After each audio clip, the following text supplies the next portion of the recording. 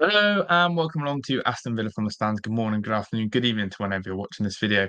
The journalists have been out in their numbers. We've had John Percy and Tom Colomoth yesterday discussing Aston Villa. And today, the latest article that's dropped is from Jacob Tanswell from The Athletic with very poignant information, a deep dive into Unai Emery's squad, the transfer policies, and there's some really interesting information that's come out from this.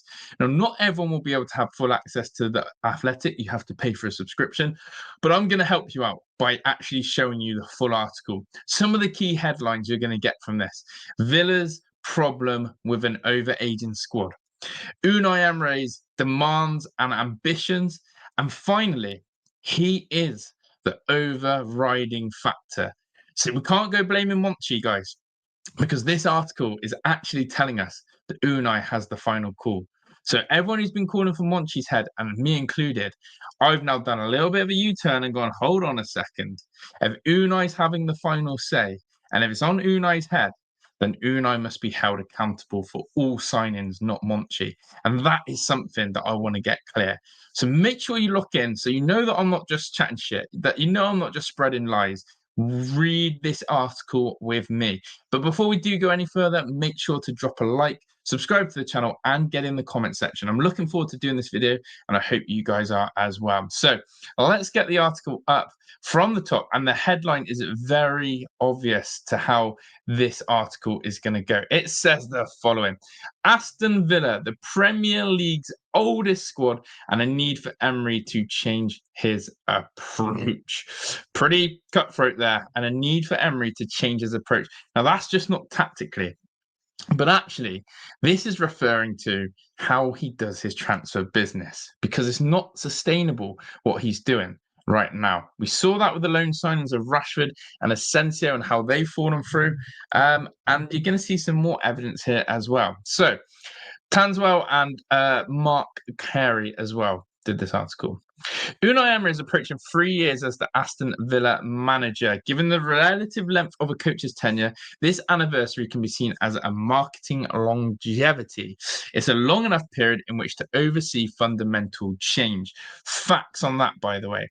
So all of this nonsense I've heard of, oh, he's building, oh, it takes time to build. 3 years is a long time in football management. And 3 years is a long time to mark with a stamp. And I agree on that one. So anyone who's saying, about, as we've seen with Vidigani come out and say they're just laying the first foundations, that's bollocks. You've had 3 years nearly. We're not on the foundation stage right now. Carrying on.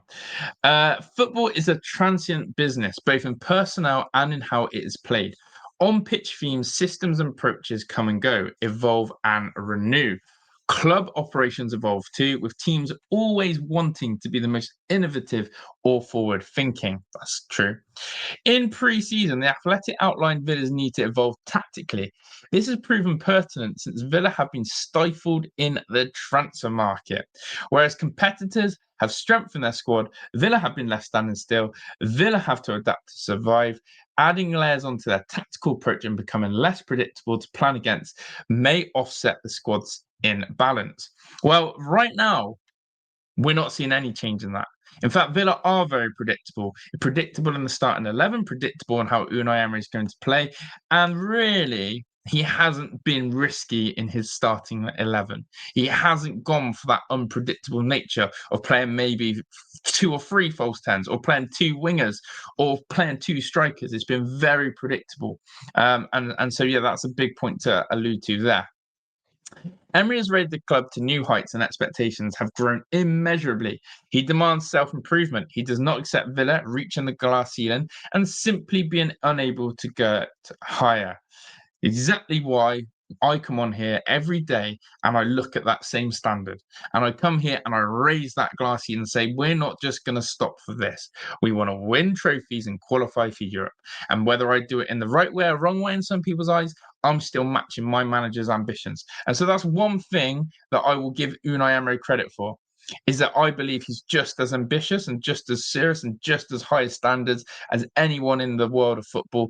And he wants what's best for Aston Villa. But facts are he's not hitting those standards. And that is a fact. That is a fact right now.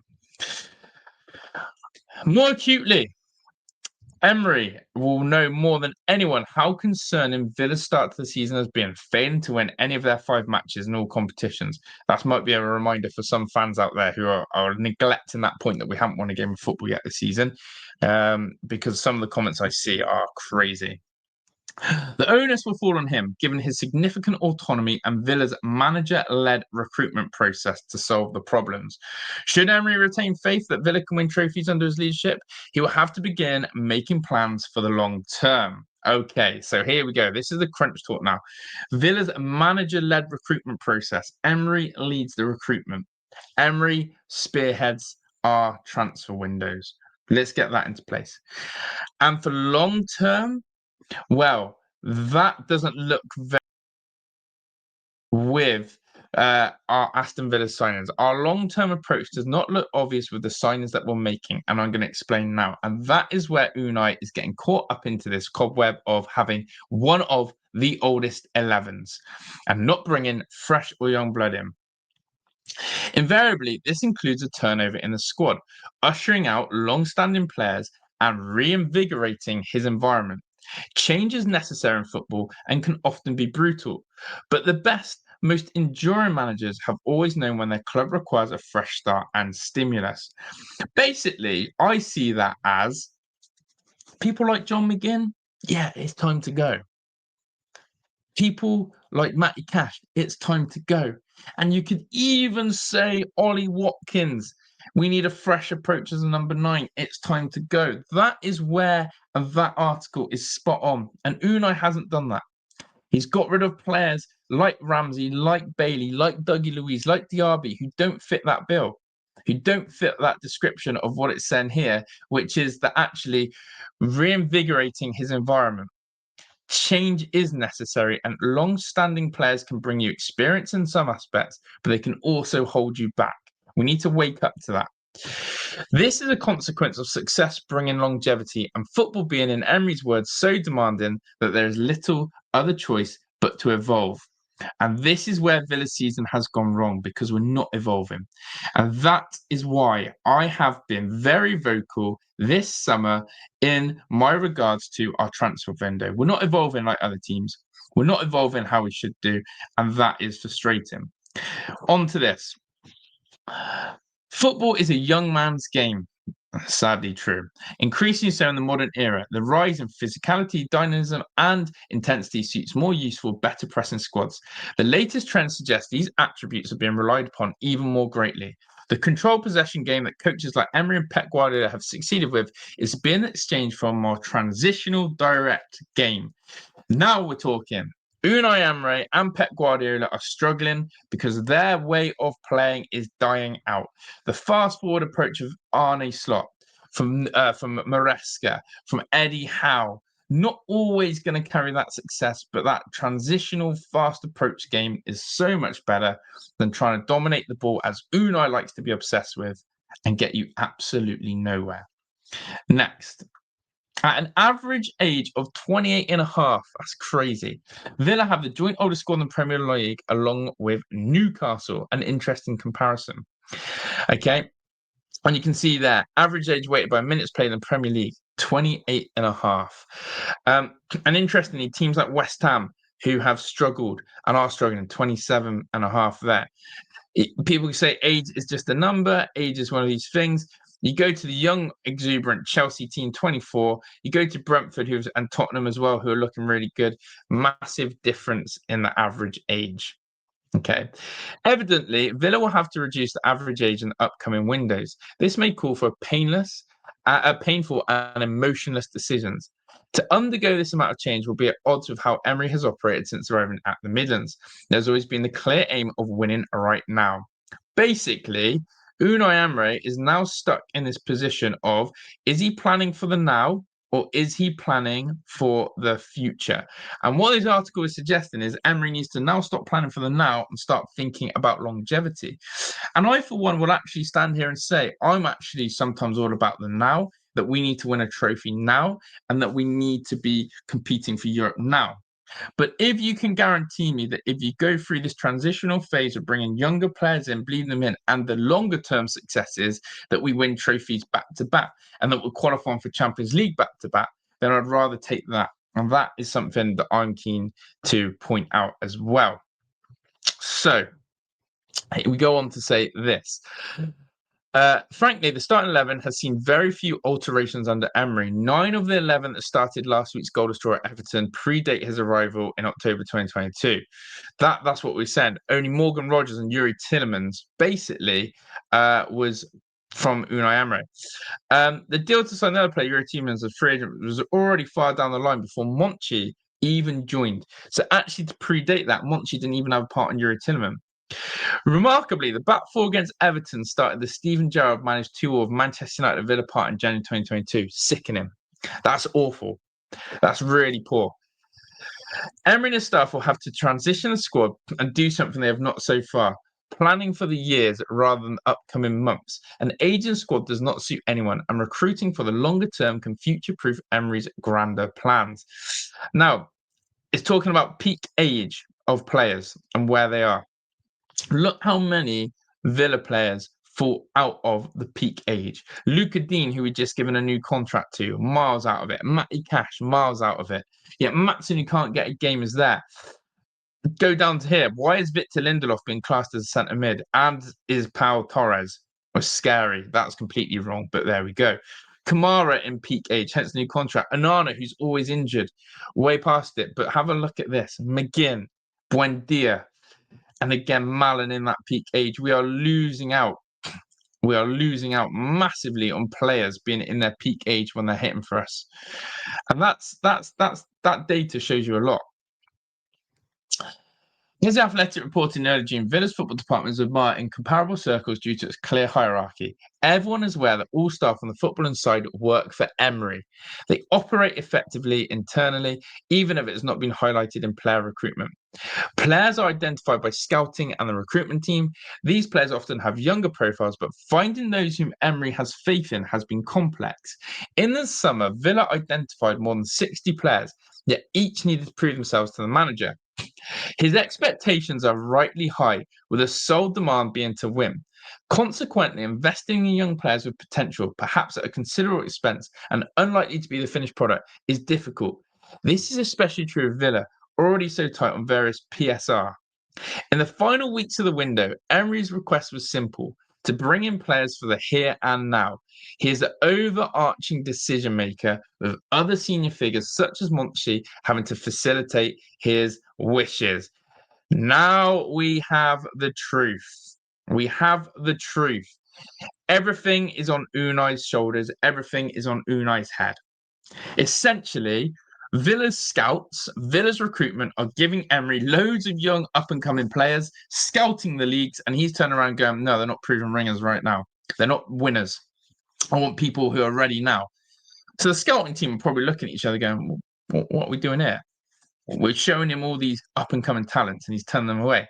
And then to basically see that in the final weeks of the window, we're only going for the proven players right now. Jadon Sancho, Harvey Elliott, Victor Lindelof. But you can see where this is going. If we're going to continue to recruit players for the now, our average age is going to go up. The peak age we're going to miss out on. And when we have to ship on all these players, we're going to have no one left. We're going to have no youngsters ready to come through. It's absolutely crazy recruitment strategy. And if you're recruiting for the now, then you must win in the now. And that is the only thing that will save Unai Emery, is that if we win something this season, his recruitment would have paid off. Let's finish this article. Absolute madness. But the power base is different from that of Sevilla, where Emery and Monchi won 3 Europa Leagues in a row. Authority was more evenly split there. Some close aides have the ear of Emery, including Alberto Benito, a chief scout, and someone who Emery worked with at Almeria, PSG, and Arsenal. Evidence suggests Emery wants proven players, and this can lead to an older bracket of players. Such policies may have to be adjusted if Villa aim to transition into a new era and rebuild the squad. Detailed planning is critical, identifying positions to address and what players could have to leave. Villa's current transfer strategy is far more fluid, impacted by having to comply with UEFA sanctions. Equally, Emery can shift targets if he believes he can adjust an existing player's role so he can fill that position. Transfer strategy can feel opaque, outwardly anyway, as a result. Alternatively, Emery has sometimes ceded ground if some of the players he wants do not show up well on reports. If a player he does not know is presented well to him, John Duran from Chicago Fire at age of 19 being a point, he will sanction the move. Emery wants to win now, though he will have to take a longer view at some stage. He is one of Europe's most eminent coaches for his ability to maximize players' individual talents before putting them into a cohesive structure. Typically, it'd be the responsibility of those above him to assess how long the squad has been together and strategize for a time without those core players. However, considering Villa's current power structure, with Emery's support network working for him and his wishes, having the power to take longer term decisions is not a given. Every institution inevitably requires a refresh, despite Villa's hugely successful modus operandi over the past 3 years. He and his closest aides must have the appetite for a rebuild, regardless of what transpires this season. Emery's track record indicates he will turn Villa's fortunes around, yet it should not disguise that a change of some sort will be needed in the future. Okay, brilliant article, everything I needed. You can look at this as two ways. Emery is going to slowly kill this club and suck it dry by recruiting players of the now and not help us long term. It doesn't necessarily guarantee that Unai Emery is here for the long term. And if that's going to be his business, then whoever comes in next after him is already set up to fail because he's got no young players or pool of players to come and choose from.